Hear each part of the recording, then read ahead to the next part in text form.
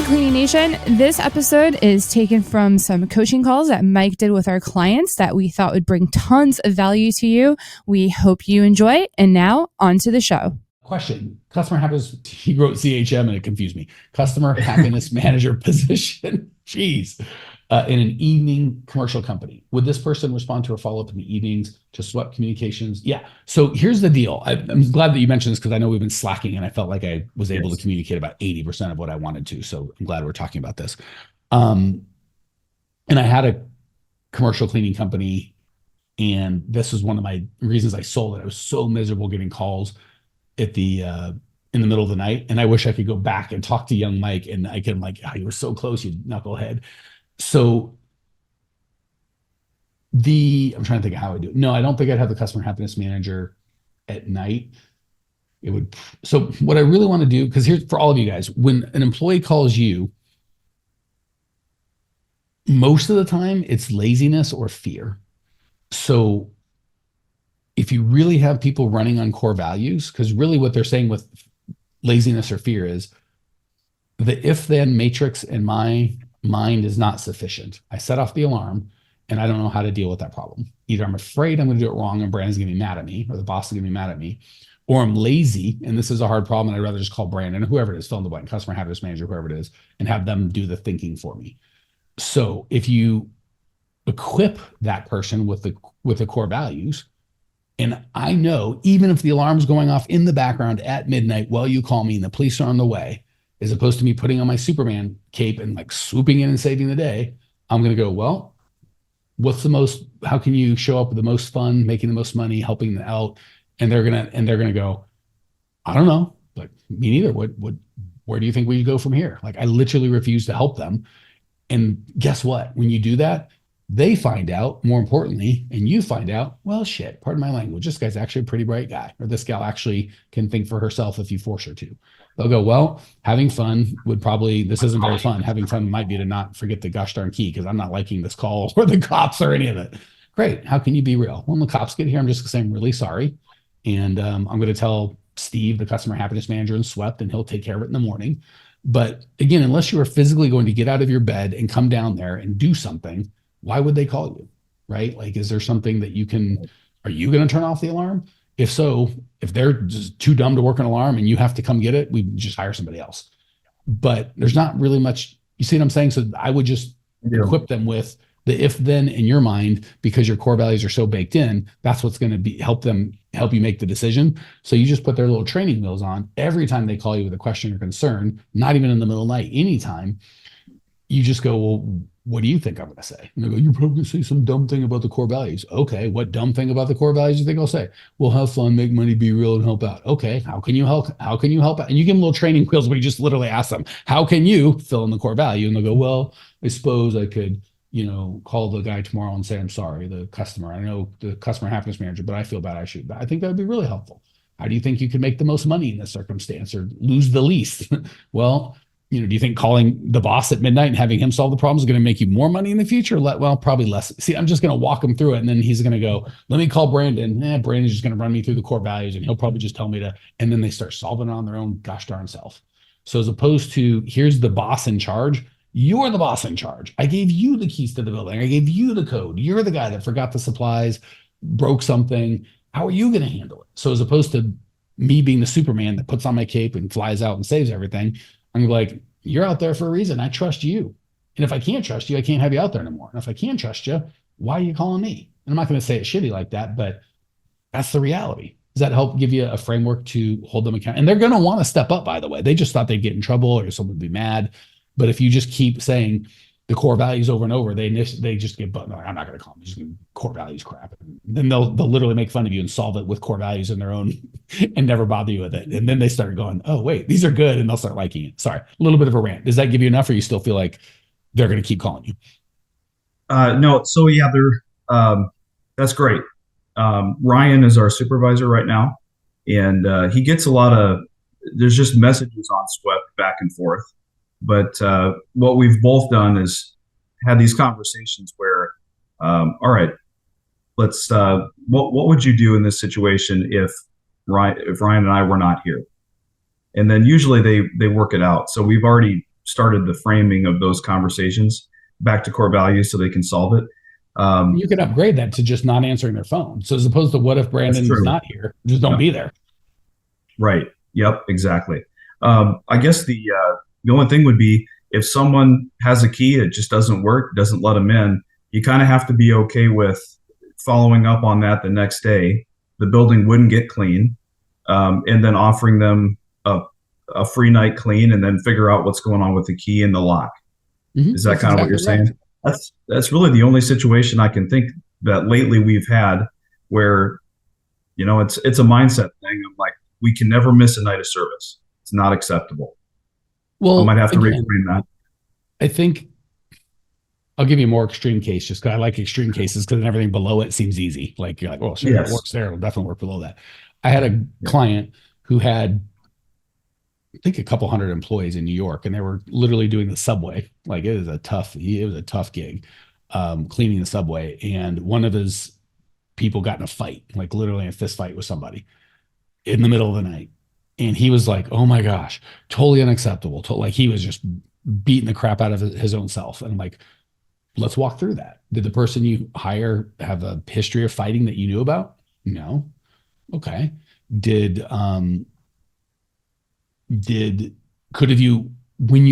he's like, I didn't know about it till 9 a.m. I'm like, okay, had they called you at 2 a.m. or when this happened?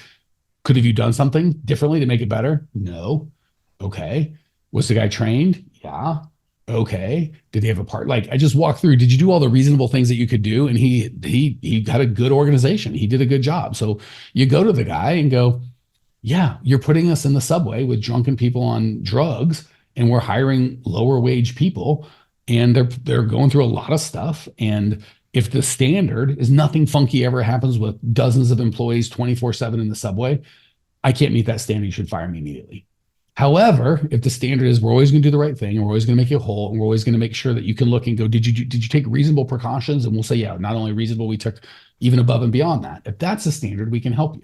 So as opposed to, I didn't want him to go and beat himself, because what happens is they'll jump on board and start beating him with him.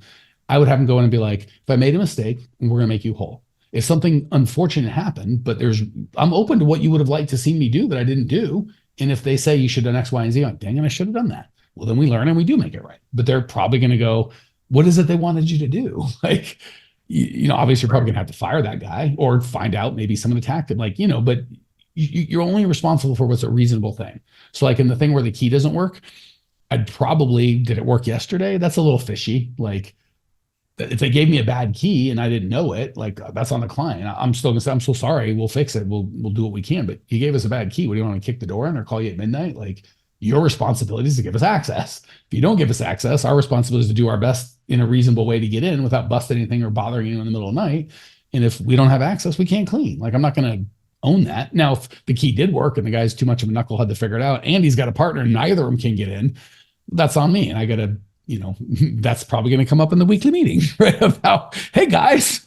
And I'm probably going to have 3 sets, a backup at the office, one that is distributed that they carry around at their meetings, and then one like maybe at my house just for sure. So I would have a system to, can you go check another key? Can you do something? But if they did everything reasonable, it really was a bad key and there's no other key there, I'm sure when you call the guy and go, my people were there, y'all changed locks and didn't tell me, I don't think they'll be pissed. They're like, oh, our bad. No worries. Let's make you whole, brother. No, moving on. Does that give you confidence? Like even say they literally light the building on fire. Well, they're going to call you. What are you going to say? Call the goddamn fire department. I don't know how to do, what I'm saying? So if the fire department goes out there, are you going to go out there just to stand and watch it burn? No, you'll deal with it in the morning. Like there's nothing you can do in the middle of the night. It is what it is. Yeah, exactly. Yep. Only other question with all this would be the rare occasion there's an emergency and someone would leave the shift unattended, communicating, would that still be on me? Is that right? On the that's why I like having teams of 2. The other guy or gal should be able to cover it. Yeah. And it's not great. Like now all of a sudden his 2 or 3, that's another reason I don't like 8-hour shifts. One guy doesn't show up. Now what's the guy working at 16 hours? The sun's going to come up. They're going to open the doors. It won't work. But if he's got a 3 or 4 hour shift, it ain't great, but he can handle it. You should have a floater. The scheduler that would be a scheduler thing. Yeah, that you have systems or processes for, but that would be the scheduler, and his job would be I'm on call. And the cool thing is, I'm guessing most of your people start at 5 and get done, 8 to 10. So it shouldn't be in the middle of the night. They should be. And if you've got like a 7-day account, like a gym or restaurant where you can't go until 2, well, yeah, the scheduler's he's got to be available for that crowd. Okay, I gotcha. Yeah, but it wouldn't be so you. have the That's scheduler scheduled around the evening shift. Say again. Have the scheduler scheduled around that evening shift, or just be available. Like he doesn't have to wake up and you can depend on your standard of if it's 2 people and I trust them. I don't know if I'm going to wait for the schedule. Like you got to check your midnight. Well, first of all, do you even have any accounts that start later than 5 o'clock? No. Okay, so then schedule would just be like, yeah, you got to be there. And yeah, I would have him make sure everyone's checked in. If they haven't checked in, you got to go chase them. And then you got to, even if they showed up and forgot to check in and someone else comes, I'm sending the guy that forgot to check in home because he didn't do his job. Okay. Yep. That's helpful. Yeah. And a lot of these questions are around how I'm going to schedule Ryan when he jumps into client happiness manager. So thank you. Yeah. None of that to me would be the owner and the client happiness manager are more 8 to 5 type people, even for janitorial. The scheduler is the only guy or gal that is dealing with the midnight or, and even once everyone's checked in, we're done. He's going to stay up. Right. If something goes wrong, the cleaner's on site. He or she's got to use the core values to make the best decision he can, even in emergency. I really want my people to be like, if something goes on fire, if I set off an alarm, if the cops come, if there's a burglar in the building, I'm in charge. Like I want them to be. Yep. The core values are in charge, and I'm going to do the best that I can. If he comes in, I'm like, boy, that's not what I would have done. But he can draw a straight line from the core values to his decision. I'm like, okay, I got your back, brother. You did the best you can. I might give him a little. Here's how I might have seen it a little better. But the cool thing is, they're not going to do anything crazy. Like if they start with the core values, they're not going to just lose their mind. They're going to do it 80 to 120% as good as you would have done it. Yep. Perfect. Thank you. I love it. Yeah, there's no reason you should deal with that or even your manager. That's really just a scheduler thing. And the cleaners, that's their job. They got it. And I'm just telling them, you got this, man. You don't need me. You're a big boy. I'll figure it out. All right. Because whatever you did is going to be fine. Just follow the core values. Perfect. Thank you. Beautiful. Yep. Hey, Clean Nation, Mike Campion here. One of my least favorite things about these podcasts are we found that people love the show and they love the information, but when I talk to you guys in person, stuff doesn't get done. People love the podcast, but they don't take any action. If you'd like to actually implement this and get this done in your world, we have a whole team of people that do exactly that. If you go to growmycleaningcompany.com/talk, you can book a time with either myself personally or one of our teammates to at least help you come up with a plan to actually implement and change your life. So if you want to go from getting these good ideas in your head to get them in your life, just book a free call with myself or my team, growmycleaningcompany.com/talk. And we can go from this one-to-many format to one-to-one and really get you some results. Excited to talk. All right. Question 1, with calls from the door hangers, I assume I go through the same process, set the boundaries, do a walkthrough. Yes, all the same. But will they question why I'm doing this all if they're just calling for the deal? How would I respond to that? So what I'm going to tell them on the first call, and by the way, I just did a call with Jackson, or not a call, a podcast. And he mentioned something that I knew, but I had forgotten. A lot of times, not with door hangers as much, but like Facebook ads or a lot of the advertising you do, oftentimes, and again, not with the door hangers, they'll forget all about the offer. So the main purpose of having a big offer is they're like, well, I'd have to be dumb to not, like, that seems like such a slam dunk. Like, we just want it to be so easy for them to say yes and do business with you. But the unintended benefit of like a free clean, like the better the offer is, the unintended benefit is like, man, they've got to be wildly confident about that, right? Like for most of us who aren't psychopaths, when they're like, you're going to love your haircut or we'll give you your money back, they're not going, I'm going to get a free haircut. They're going, what's the likelihood I get a bad haircut? 0. Like this has been like, it's just about the risk removal. So a lot of times when you make a bold claim like that, they won't even ask about it. They just called because they're like, I believe this guy can get the gosh darn thing done. Now, when they're calling off where the phone number is here and then physically 1 inch above it is the offer, they're probably going to mention it. And even if they didn't and you knew it came from the flyer, I'm still going to give them the offer. So I'm still going to give them, I want that goodwill. But just so you guys know, the offer isn't just like, it's free. It's low barrier to entry, high confidence that your thing's going to work. So that's the theme that we're going. So on the first call, I'm going to run it exactly the same, but as soon as they tell me they got the free offer, awesome. Just to be clear, it's a little tiny postcard. So, we can't, or a little tiny door hanger. We couldn't like write a novel here. You ready for the strings? There's always strings. I'm like, oh boy, I knew it. We just asked that, you don't, you could screw us, and trick us. We're not that bright. but we just ask that you really do want recurring service. And if we do a great job, you let us give a bid. No commitment. You don't have to, you can say no to the bid, but just let us give a bid and don't be a jerk. And, we just want this is to get new clients. And if we're not a fit, you get your free cleaning and don't feel bad about it. And if we are a fit, we'd love to work with you. Is that fair? And rarely are people like, no dice, right? Or they might just, or if it was just a free cleaning, a lot of them will go, oh, I don't want to take advantage. No, thanks. And they'll just disqualify themselves. And if you do a free cleaning and don't get, it's fine. It's all just advertising, right? And then the second thing is we'd really love to get a review. If we do a good job, just share, if we do a bad job, let me know so we can do a better job. Certainly I don't want to do a free, piss you off. But if we do a great job, it would just mean the world to us if you give us a positive review. So that's how I would have that call, and everything else would be exactly the same. Okay.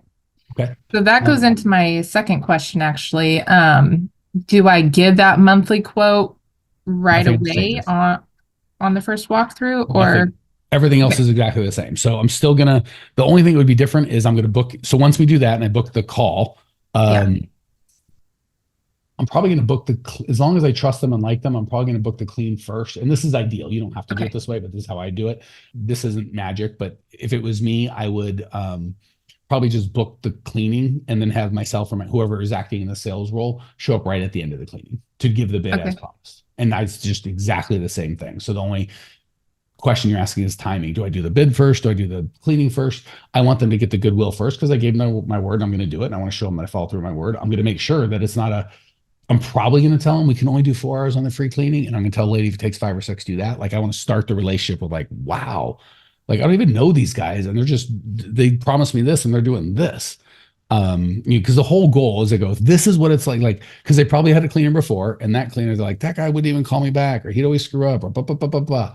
So the juxtaposition we're trying to show in their mind is the people that I paid had this level of service. These guys are free and they're so much better. Imagine if I was their client, my life would be so much better. It's an easy connection to make. So the timing, I would book the call and then have my salesperson go right at the end of the clean when they're at their most happiness. And it's really hard for them. At that point, we would get the pain? Yeah, same. The sales process is exactly the same. Okay. Exactly the same. And it is, again, I've mentioned the book Influence by Robert Cialdini. It's more of a research book than it is sales, but it's an excellent book several times. And he talks about people's need to be consistent, i.e. do what they say they're going to do, is very, very high. People are not good at lying, believe it or not, especially to themselves. If they say they're this, they want to show up as that. And there's also reciprocity. They feel like they should give when they got something. So it's hard for you to come in and do free cleaning and you to come in and give a bid, which they agreed to do, and them to tell you to piss off. I'm not saying it won't ever happen. I'm saying it's very difficult. And if they do, they're going to be stumbling over themselves. Can I give you 2 reviews, or thank you so much? Or they're going to be wild because you know what I'm saying? It's just hard for them to be like, thanks for cleaning, get the hell out. Like, just very unusual, right? It would be difficult. So you'll get probably more of those bids than you would a cold bid because you've already done this thing for them and it's hard for them not to sign up. And again, you're not trying to sell them like arsenic. They like having their house clean. It feels good. It looks good. Like should be a pretty easy sell at that point. Okay. That makes total sense. Cool. Feel good? Yes. Hey, Cleaning Nation, if you dug the content you just got, we don't do any ads and I don't sell anything on this podcast, but if you would just subscribe, rate, and review, it would be huge and I'd be so appreciative. Not only is it going to help me, but you'll help other owners of cleaning companies across the world work less, make more, and get profitable. So if you appreciate the value we give, again, subscribe, rate, and review. It would mean the world to me. I'd really appreciate it. And we sure appreciate your time and attention.